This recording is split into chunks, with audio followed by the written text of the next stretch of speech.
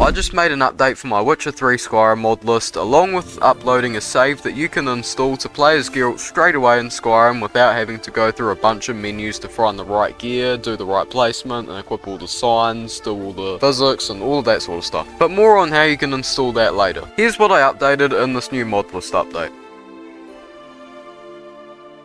Firstly, the issue that was bugging me the most was the bridges and roads were a bit broken. I go over this in a bit more detail in this video here, which you can check out after this one if you haven't already. After about a week or two of switching around road and bridge mods and stuff like that, I finally made a combination that I'm happy with and doesn't have too many conflicts and stuff. This combination is Valhalla bridges, interesting roads, northern roads without the bridges and roads, so basically just the clutter, simplest roads, and Lux Via. All of those were the best looking and most compatible combinations that I could make, so yeah. I tried out stuff like normal northern roads, other landscape and grass mods, and even unique wooden bridges, which was quite nice, but none of them really fit the same vibe or just had too many conflicts. Anyway, the bridges and roads now look like this, and they don't look like this.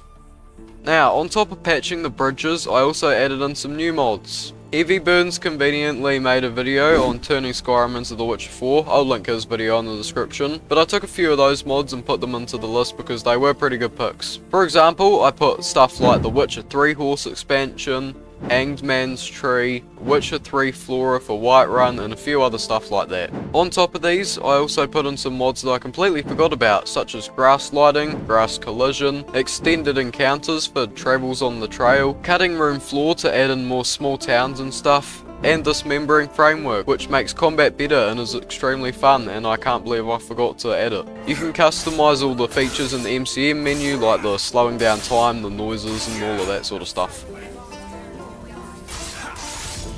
And lastly, I sprinkled in a few new monsters to find on your journey. Now, let's move on to how you can set them up in Skyrim instantly without going through like 100 menus. First, you're going to want to click the link in the description that will take you to the Nexus where you can download the save file. Once you've done that, unzip it with something like WinRAR or BreeZip or anything else like that, and then put the two files into this line here in File Explorer. Anyway, after you do that, you're done. You can load up the game with the mod list and you will be ready to load up Geralt in Skyrim and play probably hundreds of hours of quests and stuff that I added into this mod list.